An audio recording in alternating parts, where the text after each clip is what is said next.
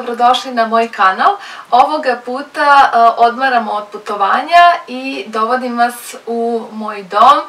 Već sam vam jednom prilikom obećala na Instagramu da ću snimiti ovaj closet tour, odnosno ću vam pokazati moj garderober gde ja snimam, gde ja zapravo sada je tu i sto za šminkanje, tako da ću vam sve to danas snimiti, konačno. Međutim, ovaj orman sam pravila pre godinu dana možda i onda ću vam prvo pokazati te snimke jer orman je napravljen po meri, tako da pogledajte kako je sve to izgledalo od početka.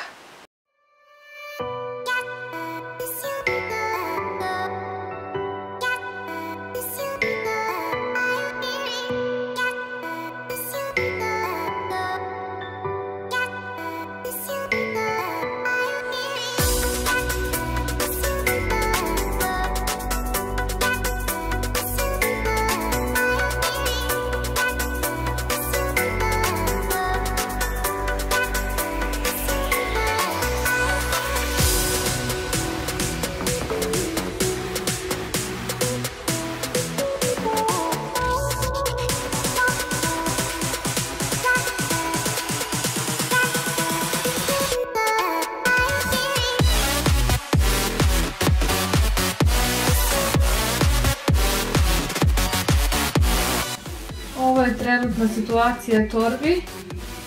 Rešila sam da prvo sortiram torbe, mada verovatno će se i to promeniti, ali za početak ću početi od ovoga.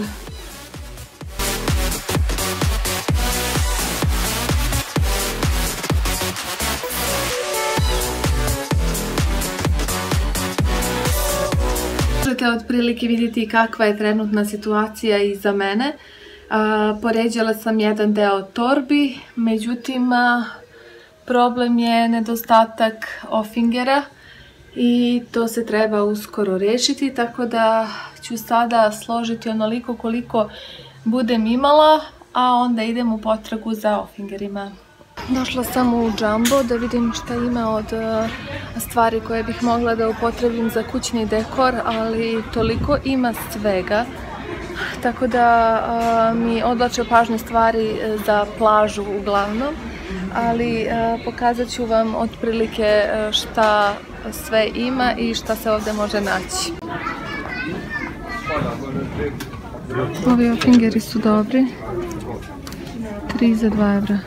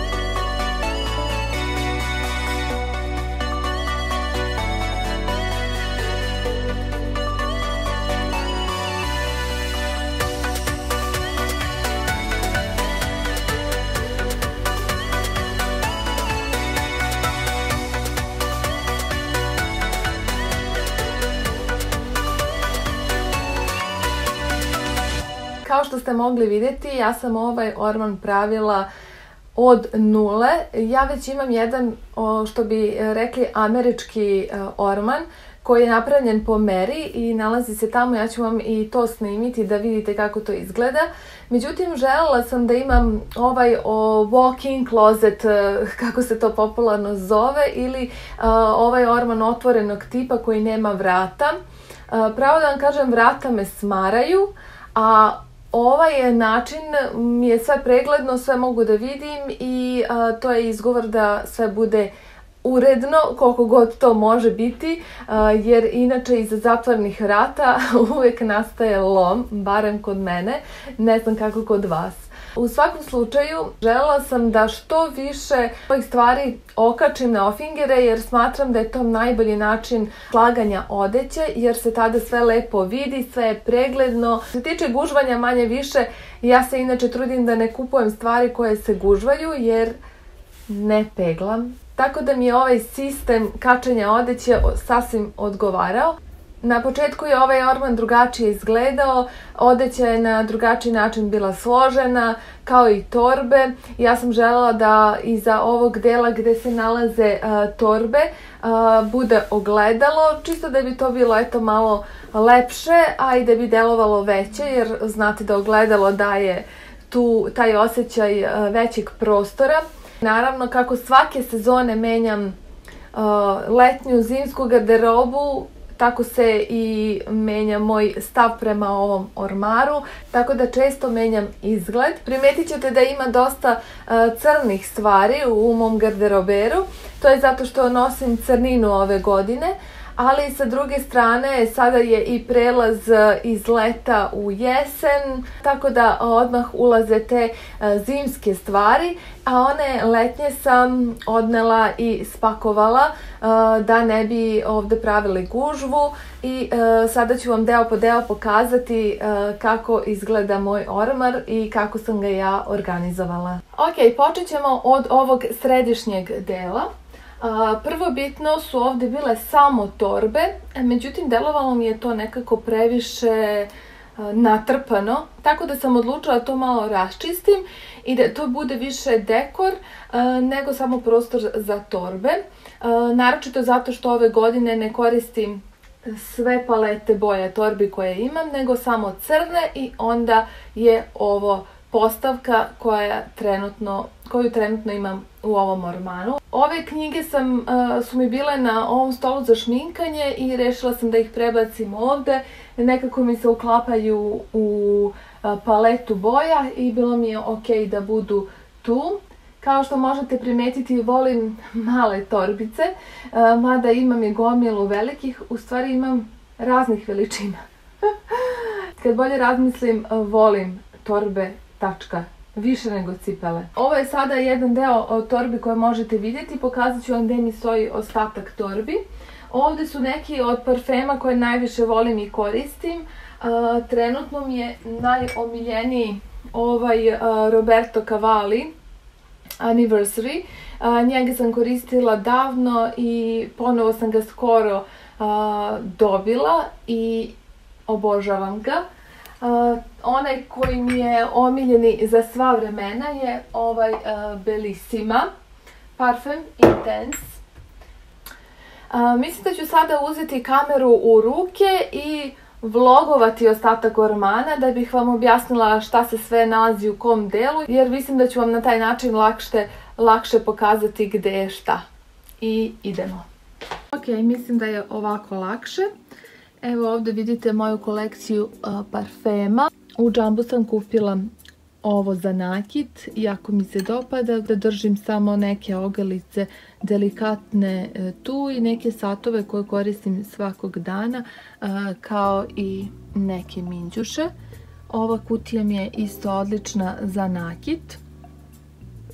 Slona volim da imam i kažu da po Feng Shuiu treba da gleda ka prozoru, a da bude zadnjica okrenuta ka vratima i da na taj način donosi sreću i ljubav. Da počnemo od ovog dela. Ovaj deo se koristi za duge odevne predmete, kapute, haljine i slično. Sada, pošto je prelazni period između leta i jeseni, ovdje imam neke prelazne stvari. Ovo su neke haljinice koje mogu da se nose i tokom jeseni. Naravno crne boje. A ovdje su i neki ostali odevni predmeti, uglavnom neki kaputi i mantilići koje ne želim da stavljam da se gužvaju negde drugo, tako da mi stoje ovdje.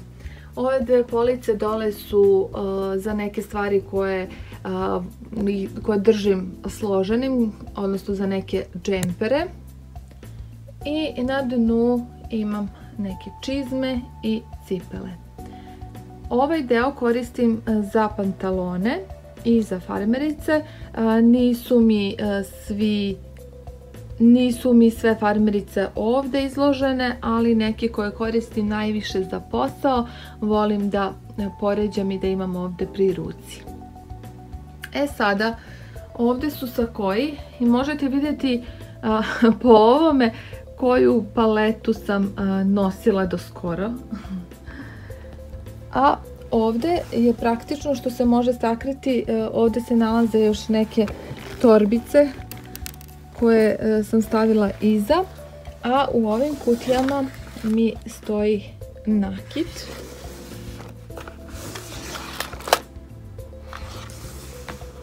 Jer sam skoro preuređivala nakit i sada je to ovdje. Eto, završili smo sa ovim delom. Sada prelazimo na, što se tiče ovih fioka, tu stoji Aleksejeva garderoba. I evo pokazat ću vam kako izgleda ova jedna fioka, recimo otprilike. Trudim se da to stoji onako složeno i nekim redosledom da bih ja to laganije pronašla. Znam gdje je šta otprilike i to je to. U ovom delu stoje majice. Odlični su ovi ofingeri koji su kao plišani, tako da neke majice, naročito ove na bretele, neće ispasti sa ofingera.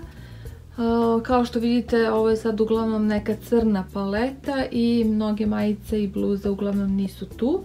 U ovom delu mi stoje bluze i košulje, znači predmeti sa dugim rukavima. A ovdje su suknje.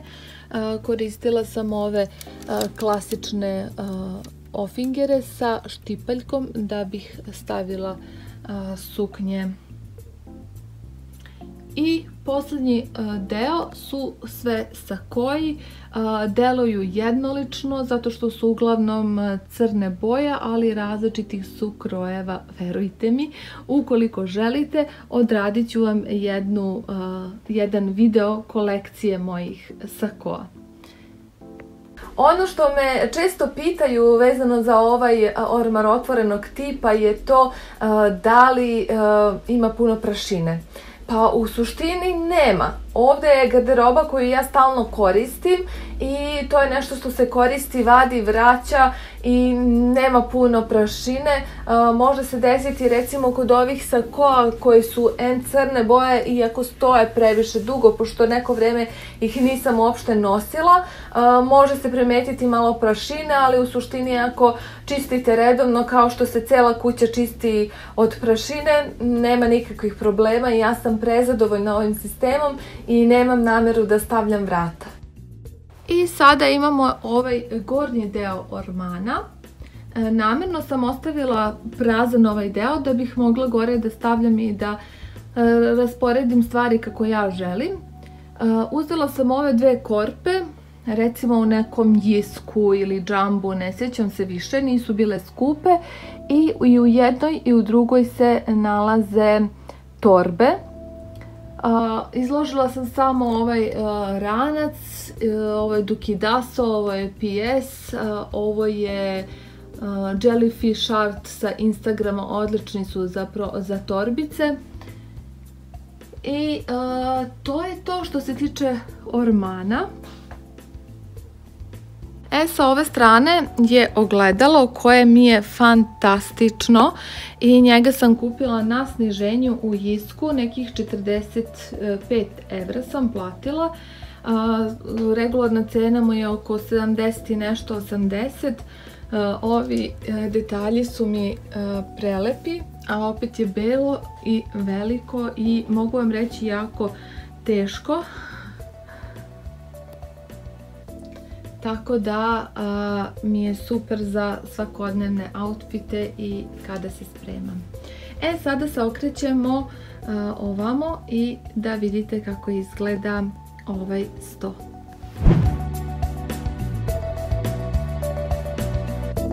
Ovaj sto je prvenstveno trebao da bude mnogo manji nego što je ispao, ali onda smo napravili i ovo ogledalo koje uopšte nije tanko i dosta je teško, ali je fantastično. Evo sada ću vam pokazati.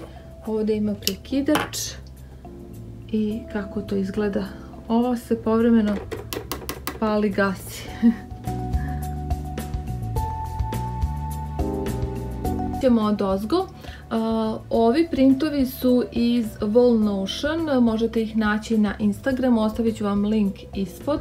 Odlični su im printovi i ramovi, imala sam Gallery Wall od njihovih printova, odnosno njihovih ramova.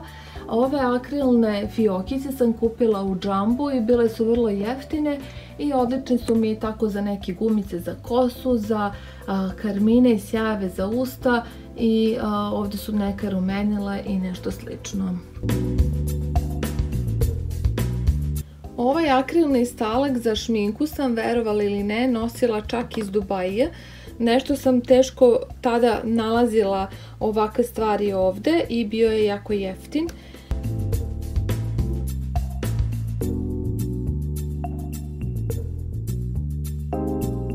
Na stolu nema ničega posebnog, ne želim da gomilam stvari, obično ovdje stavim i kompjuter, tako da povremeno radim ovdje. Imamo fioku u kojoj se trenutno nalazi moja šminka. Odradila sam jedno čišćenje, raščišćavanje šminke. Ukoliko želite da vam pokažem kako izgleda moja kolekcija šminke, mogla bih i to da uradim. I idemo sada ispod stola. Ovdje se nalazi nešto što se jedva drži. Ovo je neka daska na koju sam stavila eksere i bukvalno samo poređala ove razne ogrlice. Ogrlice su uglavnom dugačke i glomazne, tako da nemam drugog gdje da ih držim. Za sada je ovo ovdje, pa vidjet ćemo šta će biti sa time. Ovo je također iz Jiska i na pređašnjem mjestu gdje je bio sto stajalo je na zidu, sada je trenutno tu. I ovo tabure koje trenutno koristim za šminkanje. Mislila sam da će ovaj obilazak potrajati više nego što jeste, ali mislim da je to što se tiče ovog ormara. Evo, sada ćemo ubaciti par klipova i pokazati vam kako izgleda i ovaj drugi američki orman koji sam napravila. Ovdje sam se više fokusirala na police i drugi deo je bio deo za kačenje garderobe, a gornji deo sam, kao što možete vidjeti, željela da odradim spuštajući ovaj deo za kačenje. Ja to nikako ne preporučujem zato što ovaj mehanizam uopšte nije toliko siguran, niti može da drži te neke teže predmete. Evo, možete vidjeti već kako je ovo počela se savija ovdje, tako da ovdje ne može da se drži ništa teže. Ja sam mislila da ću ovdje držati neke zimske jakne, ali to nije izvodljivo jer je ova šipka suviše lagana kao i ovaj mehanizam. Mada totalno deluje cool, ali verujte, nije praktično. Mada moguće je da se nađe i neki malo čvršći mehanizam. Ukoliko je to tako, postarajte se da odmah bude nešto čvršće ako želite ovakav mehanizam, ali ja definitivno ne preporučujem. U ovom delu držim neke stvari koje su van sezone i koje ne koristim u toku određenog godišnjeg doba, a ovdje je moj cipelarnik, jedan od 3. Što se tiče ovog ormara sa policama, preporučujem vam da širina jedne police bude širina jednog složenog džempera ili nekog odevnog predmeta i da se rukovodite time. Ono na što ja nisam obraćala pažnju je to da sada, ukoliko sa jedne strane složim jedne odevne predmete, ova druga strana mora da bude uža, tako da mi to uvek pravi gužvu i to nije praktično, tako da gledajte da širina bude mera nekog predmeta koji ćete staviti tu, a dubina može da varira zavisnosti od onoga što vi želite. Eto, toliko od mene za danas. Ukoliko biste želeli još ovakvih videa, molim vas ostavite komentar ili stavite like kako bih znala da vam se i ovakvi lifestyle videi dopadaju, tako da radimo i ovakve videe. U svakom slučaju hvala vam što ste na mom kanalu, što me gledate i što ste uz mene i podržavate moj rad. Ukoliko želite možete me zapratiti i na Instagramu. Hvala vam puno i vidimo se u sljedećem videu sljedeće srede.